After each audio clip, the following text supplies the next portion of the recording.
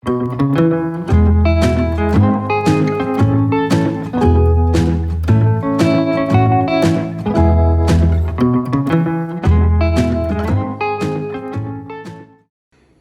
guys, my name is Annalise Barr. Welcome to my kitchen.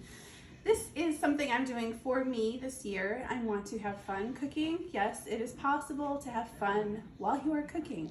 And today I'm going to make a beef barley vegetable soup in my Instant Pot. So first, it's a vegetable beef soup. So we need beef. I got this sirloin steak on sale a few months ago, so I put it in the freezer. So I thawed it out. Flip it over because it looks prettier on the other side. I'm going to trim this into some chunks that are about an inch.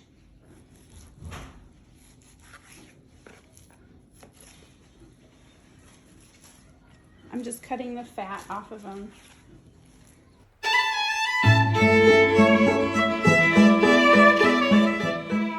The big piece of meat got cut down into a littler piece of meat. There was a lot of fat in it. It wasn't the best steak, but it's gonna make a really yummy stew. And now I am simply chopping up some onions to add to my celery. And there's carrots in the vegetable medley that I'm using, and pretty much most great soups start with the mirepoix, there I'm fancy, which is carrots, onions, and celery, and you cook that down. So there's been debate with my mother about the best way to cut an onion. She had asked me and I had said, so you cut it in half. You want to leave the roots attached to one end, because then when you're cutting it and you're slicing it, it holds it all together. At least that's what I learned on TV. Thank you, Food Network. A lot of what I know is 20 years of experience and the Food Network and Bravo and their Top Chef and all that fun stuff. And Julia Child. Who can forget Julia Child? We love Julia Child. All right, so I'm going to chop up some celery. And when I do celery in my soups, I like to pick the part with the leaves because it adds a nice little greenery and added freshness. I'm just gonna pull right from the center. And then celery can be dirty like most things that grow. Notice the dirt. So I'm gonna rinse it off real quick in the sink. Okay, so I am finally dicing this celery. I just cut the stalks lengthwise, stacked them together, chopped them, pretty good leaves that are all now nicely minced. So what I'm gonna do is I'm going to toss the meat into my flour, and I'm doing this because one, it's gonna give a little coating to the meat because I'm going to sear it in my Instant Pot. And it's going to add a little coating to the meat, and then as it breaks down when it's cooked, it's going to help thicken the sauce. I have a 1/4 cup of flour in this bag. You really don't want too much, because I always have this issue when I make a soup or a stew.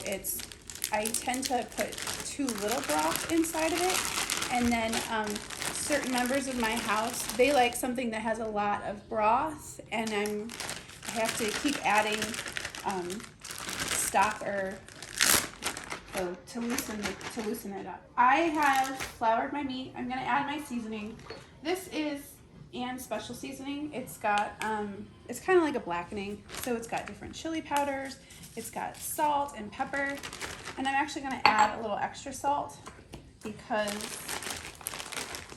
salt does not come on onions or celery, so I like to add it. I like to taste it. You can buy a blackening seasoning at the store, and then that would work just as well as Ann's special seasoning. So to the flour and the seasoning, I'm going to add a little more salt. That was about a 1/2 teaspoon, just for a little extra flavor.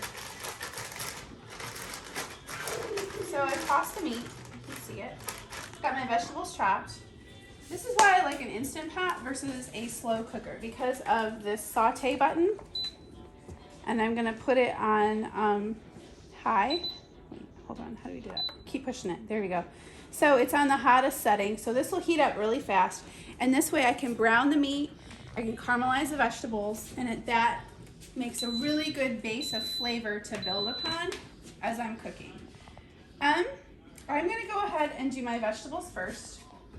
Just adding about a teaspoon of extra virgin olive oil to the inside of the Instant Pot. I'm gonna let that heat up. I will know that it is heated up because it's gonna start to shimmer. And it usually doesn't take very long.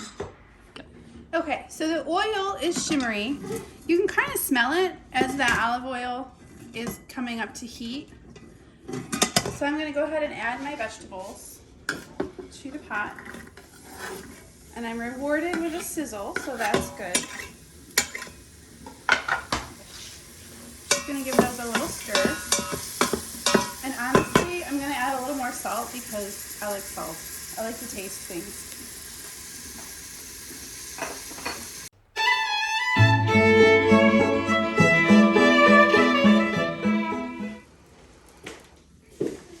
All right, I just added about a teaspoon of olive oil to the pot.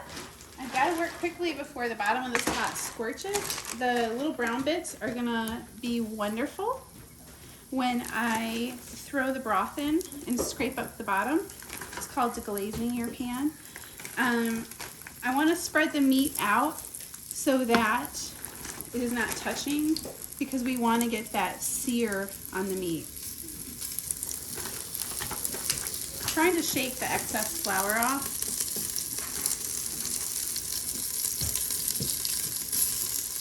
If the meat is touching and it's too close, it will steam and then you won't get the color that we want.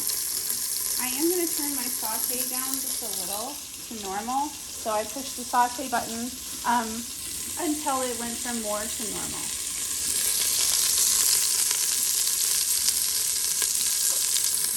And then again, this is hot, so I'm flipping it and turning it. You can see some of the browning that's happening. It's developing a little crust. We're building flavor.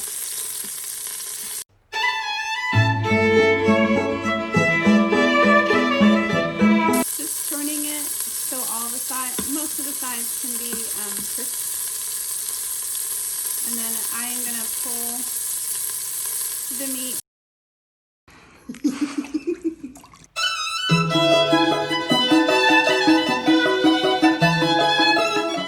And now I'm going to add broth to this. And then I'm going to scrape the bottom with my spoon to get all those brown bits up. Okay. And you want the brown bits off the bottom when you do the pressure cook. And that is because otherwise it's going to have a burn error because it's going to sense that there's something on the bottom of the pot and it will not go to pressure.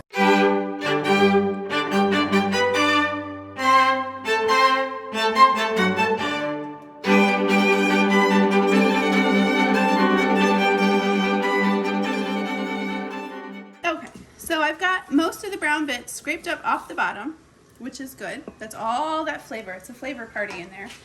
I'm going to add my meat and my vegetables back. I'm going to continue to add my stock back in. Okay, I'm going to do one more carton of stock. So altogether 8 cups of stock. And live and learn. And then the other night we had pot roast. So I have leftover homemade beef gravy that I'm going to add to this. And I made this gravy with the juice of the pot roast. And this is just going to add a little bit more thickness and flavor. It's all about the flavor. I'm just going to stir that in. And I am now going to add vegetables. Frozen vegetables, because the Instant Pot makes it easy. You can add whatever kind of vegetables that you want. So this is just a regular melody. Medley, not melody, although it's just like a party, so it's kind of musical. So in this pot, I have my beef that I seared. I've got my vegetables, the onions and the celery that I cooked and sweated with some garlic. I have added the stock. I have added vegetable. And then in this jar, I believe it is barley. It looks like barley. It also kind of looks like popcorn a little bit. So we're either gonna have a barley soup, a beef barley vegetable soup, or we're gonna have something that nobody should eat, which is popcorn and beef soup. I'm gonna add a half a cup of barley. It's one of my favorite grains. I think this is a quick cook. That's why the kernels are partially open. Okay. I'm gonna stir this in, and then I'm gonna put the lid on my Instant Pot. I'm gonna set it. So if I go to soup, that's 28 minutes at high pressure. I'm gonna say, you know what? I think 25 minutes is where I would like it. So this is gonna go to high pressure. It's on normal. This is now accepted what I have entered into it. It'll start counting down the 25 minutes, and then it will automatically go to a slow cooker setting for 3 hours after it comes to pressure. Soup in 25 minutes, and that will give me time to clean up my kitchen, make a salad, throw my garlic knots in the oven. So in 25 minutes, if I wanted it in 25 minutes, food would be on the table. If you have any questions, feel free to drop a message in the comments section. Thank you.